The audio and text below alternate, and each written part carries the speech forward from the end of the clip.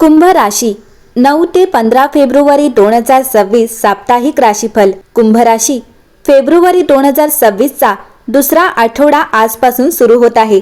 Kumbh राशीचा career, व्यवसाय, आर्थिक परिस्थिती, कुटुंब आणि प्रेमजीवन आणि आरोग्यासाठी हा आठवडा कसा असणार आहे चला जाणून घेऊ। कुंभ राशीच्या लोकांसाठी हा आठवडा शुभ आणि सौभाग्य घेऊन येईल।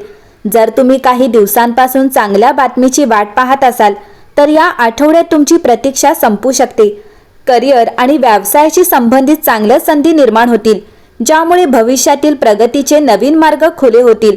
आठवड्याच्या सुरुवातीला घरी प्रिय व्यक्तीचे आगमन आनंदी वातावरण निर्माण करेल आणि कुटुंबात उत्साह आणेल।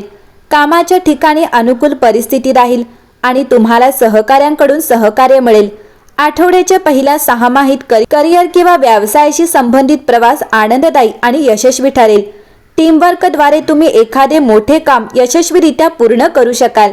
व्यवसायात इच्छित नफा होण्याची शक्यता आहे आणि हा आठवडा आर्थिकदृष्ट्या खूप शुभ राहील।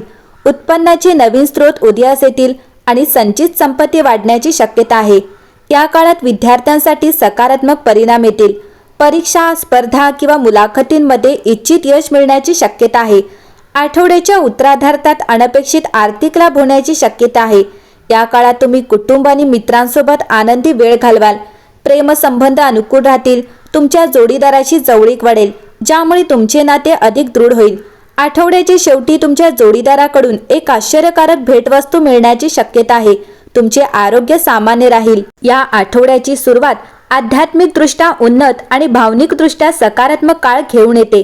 तुम्हाला धार्मिक कार्ये, मंदिर भेटी, धर्मादाय कार्य किंवा ध्यान याकडे आकर्षित वाटू शकते। तुमचे मन नेहमीपेक्षा शांत होईल आणि तुम्हाला आंतरिक श्रद्धा आणि आशावादाची भावना अनुभवायला मिळेल। तुमच्या मुलांकडून मिळालेला पाठिंबा तुम्हाला अभिमान, आनंद आणि उत्साही वाटेल। त्यांच्या सकारात्मक दृष्टिकोन आणि शैक्षणिक प्रगती तुमचे भावनिक कल्याण आणखी मजबूत करेल।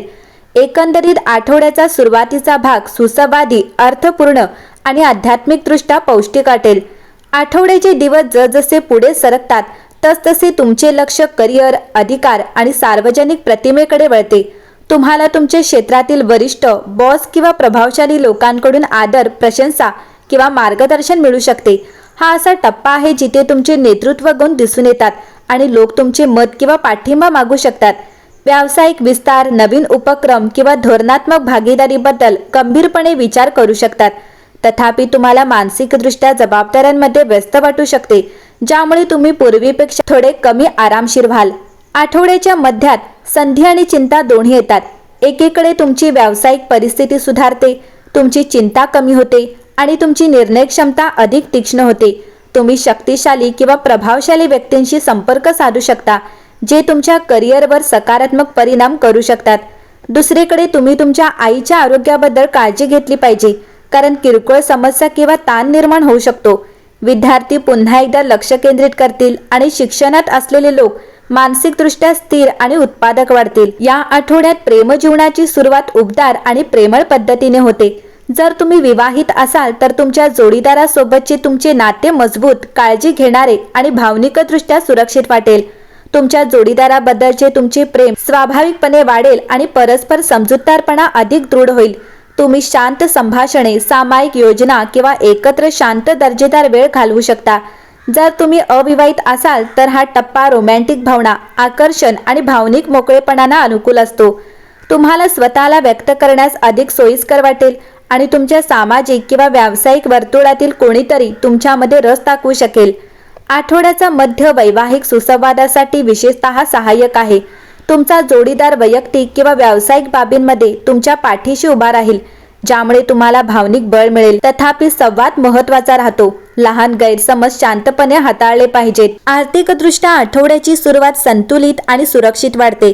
कुटुंबाकडून, विशेषतः मुलांकडून किंवा जोडीदाराकडून मिळालेला पाठिंबा अप्रत्यक्षपणे भावनिक आर्थिक दिलासा देऊ शकतो। आठवड्याच्या मध्यात तुमची आर्थिक स्पष्टता सुधारेल। तुम्हाला अतिरिक्त स्रोत, बोनस किंवा विलंबित पेमेंटमधून उत्पन्न मिळू शकेल। तुमच्या जोडीदाराकडून मालमत्तेशी संबंधित नफा देखील शक्य आहे। व्यावसायिकांना उत्पन्नात स्थिर प्रगती दिसून येईल। आठवड्याच्या सुरुवातीला आरोग्य सामान्यतः स्थिर असेल आणि तुमची आध्यात्मिक मानसिकता मानसिक शांतीला आधार देईल।